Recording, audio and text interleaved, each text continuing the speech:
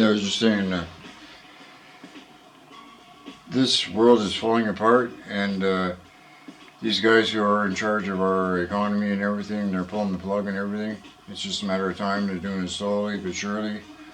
They've already started making their moves, right? And just be ready, man. Have no fear, right? Like I said, man, we're living in a really bad situation because this is Babylon, man. I mean, if you don't, if you can't understand how your system is absolutely Babylonian, right? I mean, I read books and I'm on this shit, man. I do it day and night, and the whole system that we operate on with the judges in their black robes and the legalese and you know, uh, human meaning monster and person meaning a beast and all this kind of bullshit with their legalese language and your uh, straw man identity and your birth certificates and you know the banking. If you understand Jordan Maxwell, how he puts it all together, I got about 6 or 8 of his videos up there, no problem.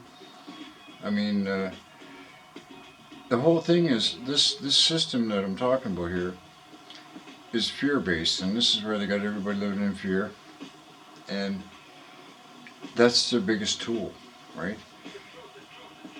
You don't have any idea how much power you got inside yourself. Like I was saying in my last video, that each person has billions and billions of cells, and each cell is worth 1.4 volts, and each person is a walking nuclear generator. You know what I'm saying? But nukes are fake. Yes, nukes are fake. And so we're powerhouses. And then when you take us and you put us in these stack 'em pack 'em 15-minute cities with these high rises, you take a look at circuit board cities, and we could be powering a lot more than you could imagine, especially with all the juice going through us. And that's why I kind of have to stick on the esoteric side of things in a big way. And I do it in a Christian mentality because, I mean, the whole aspect of this is to live in your heart. And the message that this comes out of the King James Bible. And yet, because look, I'll tell you right now, the Bible was not written in Hebrew. It was written in Aramaic. And I've got the Zen Garcia, who's a biblical scholar, Aramaic and Palestinian Targums there, and that's the Bible. And this whole King James bullshit, which is basically a code book, that's 66 books.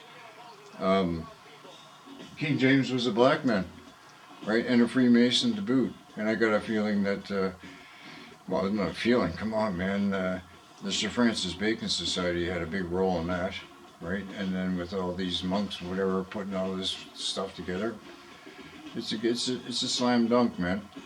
Anyway, I was saying in the last video that all of these religions were created by the one source, and the one source is a very satanic organization.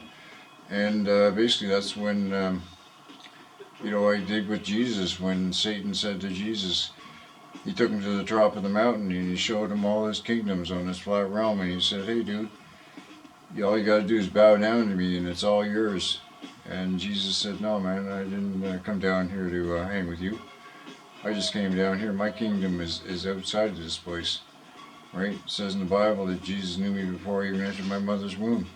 Not to get all stressed out down here. You can't own nothing. Right? Anyway, the whole thing is Jesus came down here to show you how to get the hell out of here. And one of the biggest things it says 365 times in the Bible is to fear nothing. Because that's where this joint runs on, is all about fear and anxiety and pain and misery. And that's why I say this place is hell. Because after being in a coma, after having been dead a couple of times more or less, I've had my last rites written to me twice. I met this creepy Satan weird fucking thing in a drug overdose one time. I was in a coma for almost 2 months. I spent 5 months in the hospital on that gig. I broke both my thighs, my shin, and my pelvis. My left hip is in my right femur. I got 2 bone grafts from my back where they took bone off my pelvis and put it in my left leg and my right femur. I got bones, like I got a wound on my shin right to the bone where it's basically I could knock it on wood. Um, I'm telling you, when I was in a coma, I didn't feel no pain. I didn't have any anxiety. I didn't have anything fucking really bothering me. Right? I didn't have my ears ringing like I got the tinnitus thing for the last 30 years, big time. Like I got the high pitched squeals going on, which I know it's got to do with the cell phone technology because I can hear the frequencies changing in both my ears because I've had a head injury where basically I got about 60% of the hearing in my left ear, and I got 100% in my right ear, but the frequencies are changing because there's a difference in my, what they call it, your sternum and your hammer in your ear. Anyway, that's a big thing, but I've had some fucking hard goes, and that's what I'm saying. I've been to hell, man, I'm telling you. My whole life has been chewing on fucking nails, right? I mean, it has been easy. I've had some really goody, amazingly good times, but for every time I went up to the top of the mountain, I came fucking crashing down to the bottom of the valley hard, right? And that's where, like, for every high, there's that equal low. So I try and keep myself pretty chill and going easy. And I sleep like a baby at night. I don't take no medications. I don't drink no booze. I smoke my weed, my cigarettes. Don't drink no city poo water, man. I'm telling you, that stuff's poison. The fluoride and all the shit that's going in there now. I'm looking at a video today where they're actually liquefying human beings and pouring it into the city water system. They're going to talk about Soylent Green. Crazy world, man. I'm telling you. And this is where it gets into these people that drive me crazy. I'm about to give up Facebook soon. The only reason I got it was so I could just communicate with my kids, right? And because I don't have a cell phone, so I mean, this is where it got weird. Anyway, but I've had it for 12 years, but I had a cell phone for a while back there, but they killed my original account 3 years ago. And then I had this other one, Timmy, and then I got another one, Tommy, on Fedbook. And I don't know, I just put out all kinds of memes and stuff and try and talk truth, but when people start getting stupid with me, I just got no time for the stupidness. You know, trying to teach me about Christianity. Fuck, give me a break. I've been studying that shit for decades and decades, and I was raised Roman Catholic, right? You know, this is where you gotta understand. The Roman Catholics are worse than those Jews.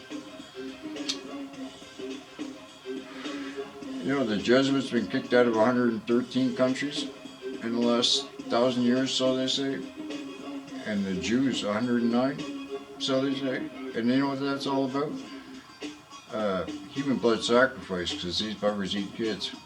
And it's almost like a vampiric kind of a weird thing. It gets into this book I showed earlier.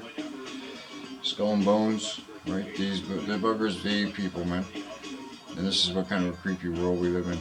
And, you know, all these children and stuff that go missing every year, and the weird pedophilia and creepiness and all these. Look at, man, I'm telling you right now, we're living in Babylon. When you got clown shows putting on, you know, training clown shows putting on, you know, story time, book reading at libraries and stuff like that, and kids' parents are actually brainwashed enough to bring these kids into these programs, we're in trouble, man. You want to talk about Babylon? Well, that's not a joke, man. We're living in Babylon, right? As in the days of Noah, so it should be in the days of the Son of Man's return, right? They were doing all that kind of weird shit back then, man. Living all kinds of like weird, funky. Listen, if you got a penis, you're a dude. If you got a vagina, you're a girl. Alright? I'm not going to start playing nature with you. Right? Come on now. And if you don't believe in God, or you're an atheist, that's a mental illness. Same with homosexuality. Right? You don't, go ahead. You can actually check in the American Medical, whatever the hell it is, they confirm. All this stuff is a mental illness. But how can I say it's not a mental illness? We're living in hell. I live in an open-air insane asylum. I walk out my door, retards in cars wearing masks and they're alone. Right? 3 years into this bullshit game. I can't believe it. I go down my street. I see people coming towards me. They're wearing masks. Anyway. Okay, guys. Hang in there. Keep your stick on the ice, man. Like I said, have no fear. You're not from here. Even, this isn't the Bible, man. You know, like, Jesus knew you before you entered your mother's womb, before you entered the game. Right? So, don't get stressed out. Right? You can't. The place is crazy. It's an open air nut house, right? And you can keep chasing after your fake money and your fake dreams and stuff like that. Do what you can to survive. Use your money prudently, right? But I mean, don't be living in the dream.